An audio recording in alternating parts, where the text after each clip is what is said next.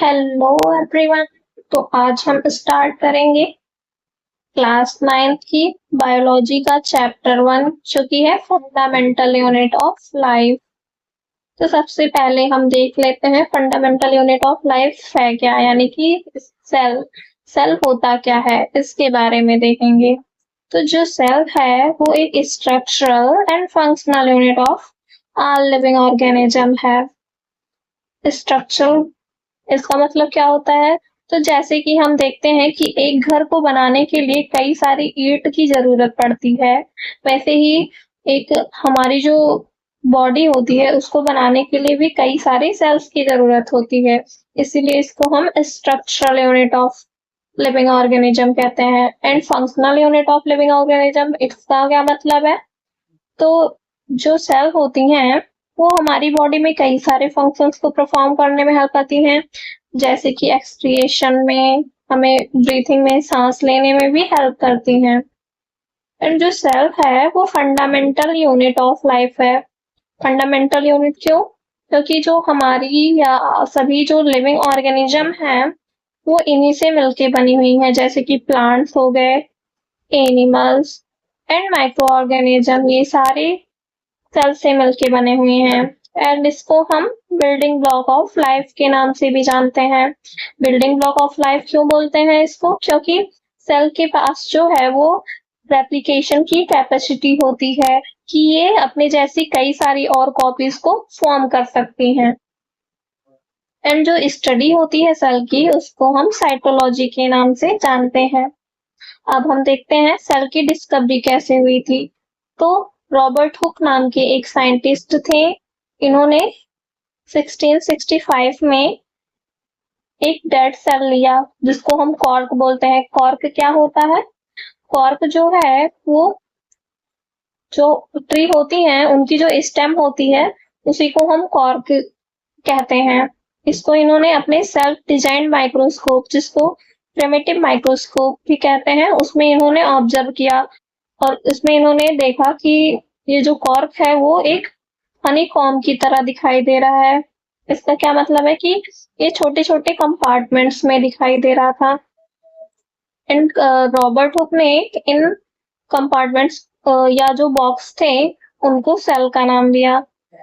और जो हमारा सेल है बच्चों वो एक लैटिन वर्ड से डिराइव हुआ है जिसका मतलब ही होता है अ लिटिल रूम। ओके, तो ये तो हमने देखा कि डेड सेल की खोज कैसे हुई और किसने की। अब हम देखते हैं कि लिविंग सेल की खोज कैसे हुई बच्चों। तो जो एक साइंटिस्ट थे एंटोन लेवनहुक नाम के, इन्होंने 1674 में एक इम्प्रूव्ड यानी कि और एडवांस्ड माइक्रोस्कोप का यूज किया और इसमें इन्होंने पॉन्ड वाटर में जो है पहली बार लिविंग सेल की खोज की। अब हम कुछ सेल्स के बारे में देख लेते हैं, जैसे कि कौन से सेल स्मॉलेस्ट सेल होते हैं, कौन से लार्जेस्ट सेल होते हैं, इनके बारे में देख लेते हैं क्योंकि यहाँ से आपको एग्जाम में क्वेश्चन डायरेक्ट देखने को मिलेंगे। तो हमारा जो सबसे स्मॉलेस्ट सेल होता है वो है माइकोप्लाज्म, जिसको हम पीपीएलओ यानी कि फ्लोरो निमोनिया लाइक इस ऑर्गेनिज्म के नाम से भी जानते हैं। इसकी जो साइज होती है वो 0.3 माइक्रोमीटर देखने को मिलती है। एंड जो लार्जेस्ट सेल है वो ऑस्ट्रिच का एग है। अगर हम ह्यूमन बॉडी में देखें तो जो सबसे लॉन्गेस्ट सेल है वो न्यूरॉन या नर्व सेल है। न्यूरॉन सेल कहाँ पे देखने को मिलती है? ये हमें ह्यूमन ब्रेन में देखने को मिलती है या स्पाइनल कॉर्ड में देखने को मिलती है। जो स्मॉलेस्ट सेल है ह्यूमन बॉडी में वो है स्पर्म।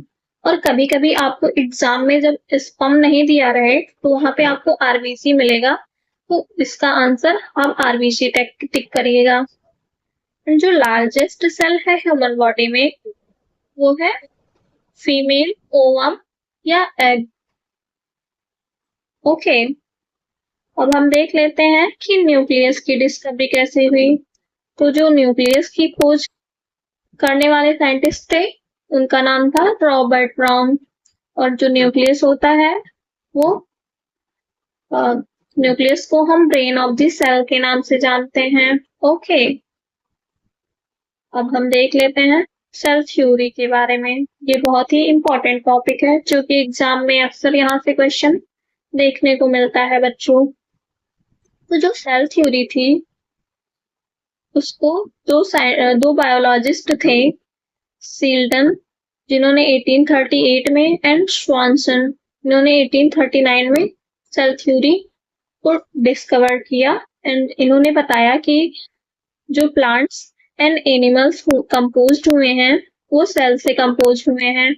एंड जो सेल है वो बेसिक यूनिट ऑफ लाइफ है, इस थ्योरी में इन्होंने बताया। बेसिकली इस थ्योरी में, सेल थ्योरी में इन दो बायोलॉजिस्ट ने बताया कि जो प्लांट्स एंड एनिमल्स हैं वो सेल से बने हुए हैं एंड जो सेल है वो बेसिक यूनिट ऑफ लाइफ है। उसके बाद एक और साइंटिस्ट आते हैं जिन्होंने सेल थ्योरी को एक्सपेंडेड वर्जन में बताया, जो कि थे रुडोल्फ वर्चू 1855 में। इन्होंने एक और टर्म ऐड किया, ओमिस ई सेलुला, जिसका मतलब होता है कि जो सेल होते हैं वो प्री एग्जिस्टिंग सेल से ही डिराइव हुए हैं। प्री एग्जिस्टिंग सेल से मीन्स कि ये जो सेल होते हैं वो कई सारे सेल जो रहते हैं उन्हीं के सेल डिवीजन से ही फॉर्म होते हैं। ओके, अब हम देख लेते हैं कि जो सेल होती हैं उनकी शेप क्या है, साइज क्या है एंड नंबर ऑफ सेल्स के बारे में देख लेते हैं। तो जो सेल की शेप है वो कई सारे शेप में देखने को मिलती है, जैसे कि राउंड शेप हो गया, spherical, Oval, rectangular, polygon and irregular. For example अगर हम आरबीसी को ले ले तो वो हमें राउंड शेप में देखने को मिलती है, जैसे कि आप यहाँ पे देख सकते हैं कि ये राउंड शेप में है आरबीसी जो है हमारा। वहीं अगर हम नर्व सेल को देखें तो वो लॉन्ग शेप में दिखाई देगा। यहाँ पे आप देख लीजिए कि ये हमें लॉन्ग शेप में दिखाई दे रहा है, वहीं आरबीसी सर्कुलर शेप में दिखाई दे रहा है, राउंड शेप में। अब हम देख लेते हैं सेल की साइज के बारे में। तो ज्यादातर जो सेल हैं उनकी माइक्रोस्कोपिक जो साइज है वो 0.5 से 20 माइक्रोमीटर देखने को मिलती है। और जो लार्जेस्ट सेल है वो ऑस्ट्रिच एग है। एंड ह्यूमन बॉडी में जो है अप्रोक्सीमेटली 100 ट्रिलियन सेल्स देखने को मिलती हैं। उसके बाद हम देखते हैं और नंबर ऑफ सेल्स के बेसिस पे ऑर्गेनिज्म के टाइप के बारे में। तो दो टाइप के होते हैं ये, unicellular and multicellular. Uni means क्या होता है, सिंगल, एंड सेलुलर तो ऐसे ऑर्गेनिज्म जो कि सिंगल सेल से बने होते हैं उनको हम यूनिसेलुलर के नाम से जानते हैं। जैसे कि कौन कौन से हैं ये ऑर्गेनिज्म, ये है अमीबा, बैक्टीरिया एंड ईस्ट। वहीं मल्टी सेलुलर क्या होते हैं, मल्टी मीन्स मल्टीपल सेल से जो बने। तो ऐसे ऑर्गेनिज्म जो कि कई सारे सेल से बने होते हैं उनको हम मल्टी सेलुलर ऑर्गेनिज्म कहते हैं। जैसे कि हो गए प्लांट्स हो गया, एनिमल्स हो गया और ह्यूमन हो गए। हमारी बॉडी के अंदर हम देखते हैं कि वो कई सारे सेल से बना हुआ है। तो ये था हमारा सेल, उसकी शेप, साइज क्या है, इसके बारे में हमने देखा। अब हम नेक्स्ट लेक्चर में जो है वो सेल के स्ट्रक्चर के बारे में देखेंगे। अगर आपको कोई डाउट हो तो please comment and please like, share and subscribe this video. Thank you.